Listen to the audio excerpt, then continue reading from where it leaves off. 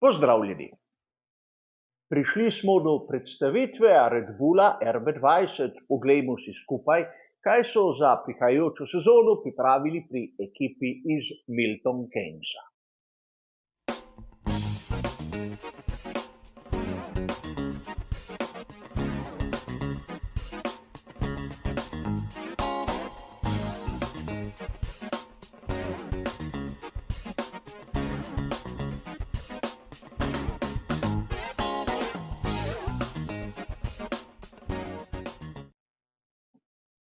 Najprej je treba poudariti, da na sami predstavitvi smo videli Christiana Hornerja.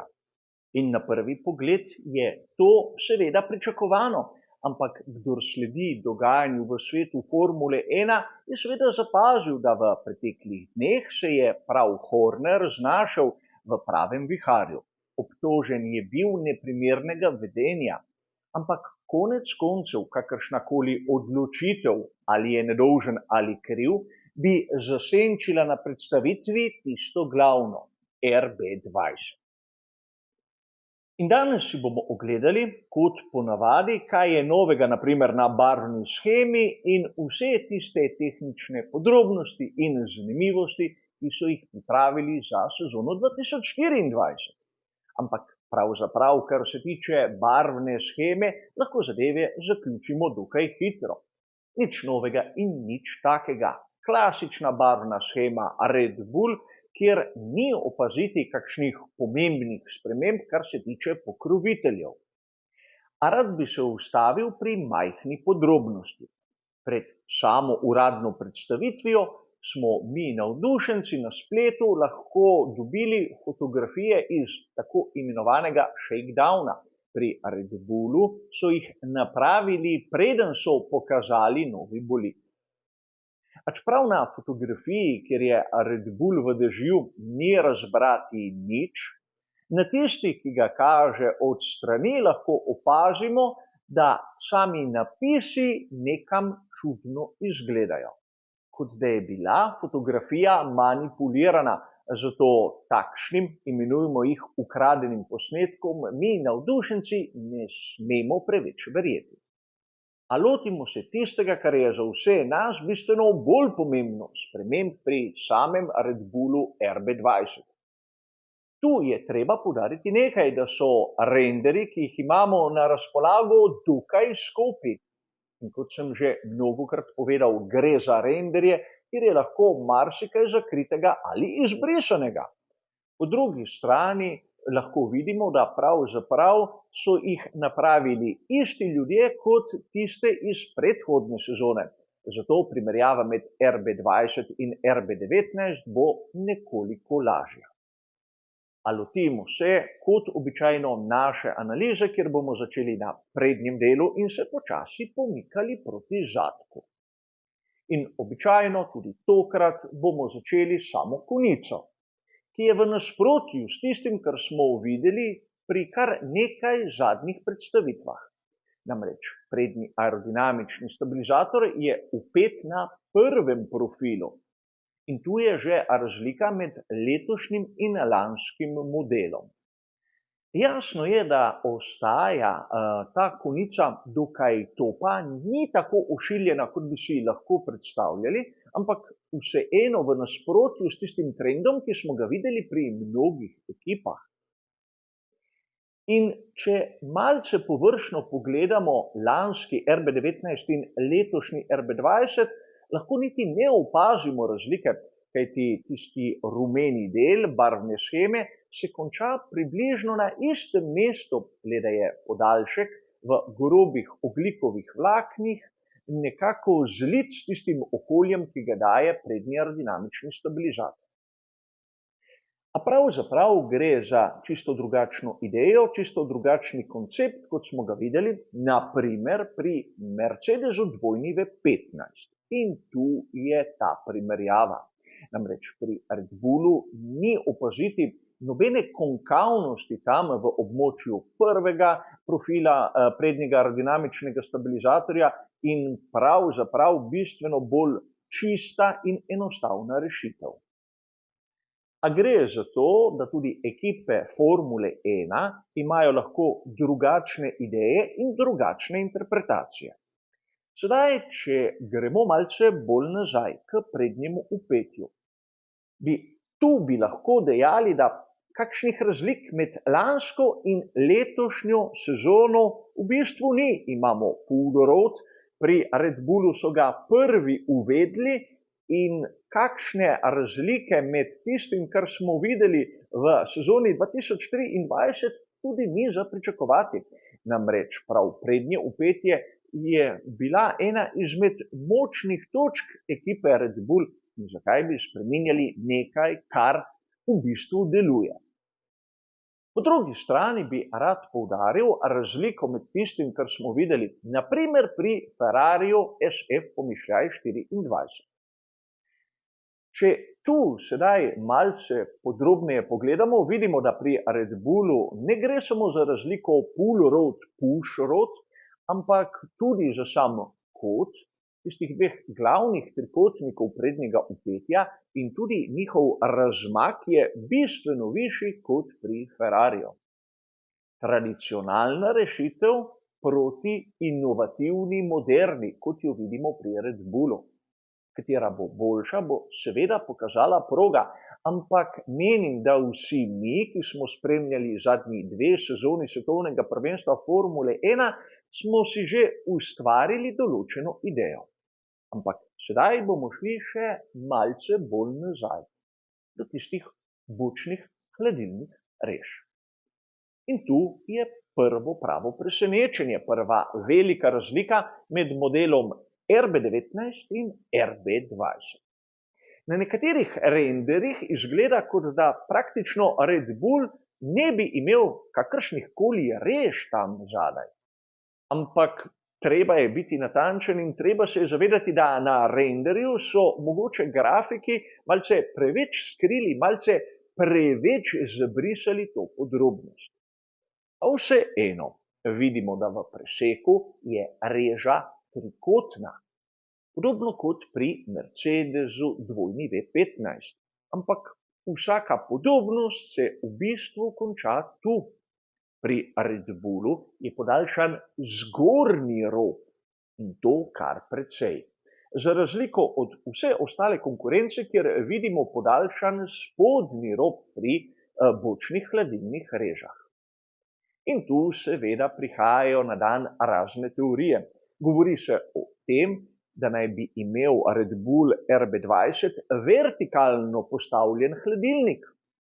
In seveda, to je koncept, ki izhaja iz Mercedesa W14, projekta, ki je bil po mnenju nekaterih v konceptu popolnoma zgrešen. A k temu se bomo še vrnili. Slišati je mogoče tudi razne druge interpretacije, naprimer, da je ta vstopna reža v bistvu razdeljena na zgornjo in spodnjo celico. Kar mogoče je res, ampak priznam vam, da sam nisem zapazil nobenega indica, da bi bilo kaj takega res.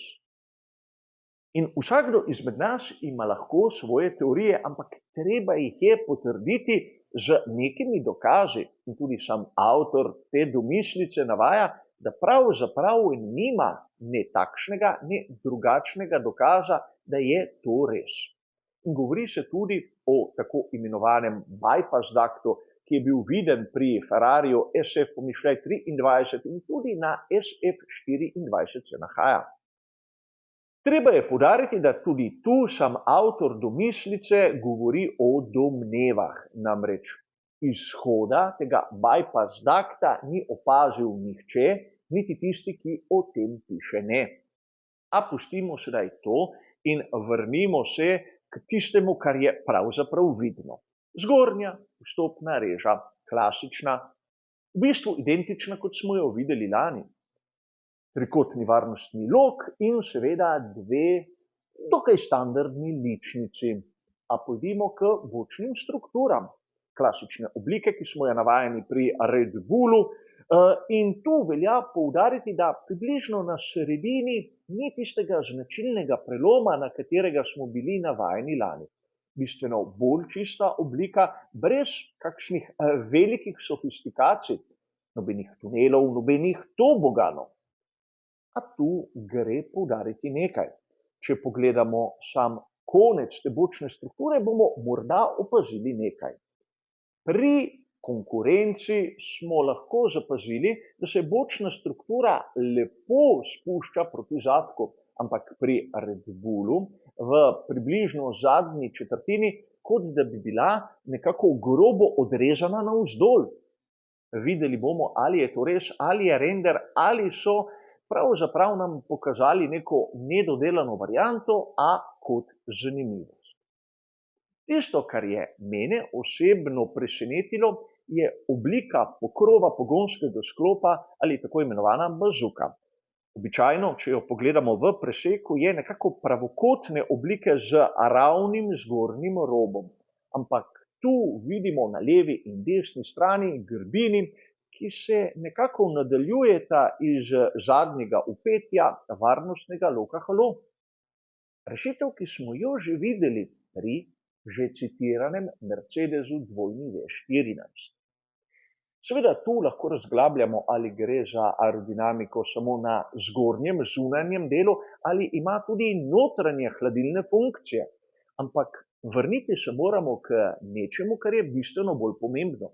Je bil res Mercedes W14 tako zgrešen, da so ga pri Red Bullu dobesedno kopirali, vsaj kar se tiče idej, je bil koncept napačen ali je bila malce slabša samo izvedba določenih idej. Adrian Newey je znan po tem, da rad gleda na okrog in kar se mu zdi zanimivo, tudi vpelje v lastne projekte. Zato tu ne smemo biti tako kritični kot nekateri, ki pravzaprav so dokazali, da ne popolnoma poznajo tisto, o čemer govorijo. A pojdimo seveda proti zadku. Zadnje preme v bistvu ne vidimo na nobenem posnetku, kajti pri Red Bullu nam niso dali možnosti videti, kaj se v resnici dogaja na samem zadnjem upetju, ampak predpostavljamo, da gre za pull-rod, kot smo ga že videli, in zadnji aerodinamični stabilizator na tistem pomožnem profilu ima prav iste značilnosti, kot smo jih videli pri marsikom drugem. Torej, pomožni profil ni vpet na končno ploščo. Če primerjamo seveda medosno razdaljo in položaj vozniške kabine, bomo ugotovili, da primerjava z Sauberjem C44 nam potrdi, da kakšnih sprememb na tem področju ni. Namreč pri Red Bullu so bili prvi, ki so vozniško kabino pomaknili malce bolj nazaj. Zato ni za pričakovati kakšnih sprememb tu. Dokazali so, da ideja deluje. A sedaj lahko začnemo razmišljanje. Namreč Red Bull RB20 je nekaj novega v primerjavi z njegovim predhodnikom RB19. Če bi za RB19 lahko dejali, da je neke vrste RB18B, je njegov naslednik čisto nekaj novega. In sedaj seveda bomo mi navdušenci napeto spremljali, ali inovativne ideje, revolucionarni koncepti, kot smo jih videli pri Red Bullu in naprimer pri Mercedesu, delujejo bolj kot tiste tradicionalne, klasične ideje, ki so prisotne pri mnogih drugih. Namreč tradicionalni postopki lahko dajejo neko zanesljivost, ampak hitrost izhaja iz tistega, kar je novo, kar je napredno, kar mogoče v prvem trenutku ne daje toliko sigurnosti, ampak na koncu pokaže rezultate. Seveda moje osebno razmišljanje, ampak lahko bi dejal, da Red Bull RB20 me ni razočaral, prijetno me je presenetil. A danes za to analizo je seveda to vse. Hvala za vašo pozornost in nasvidenje.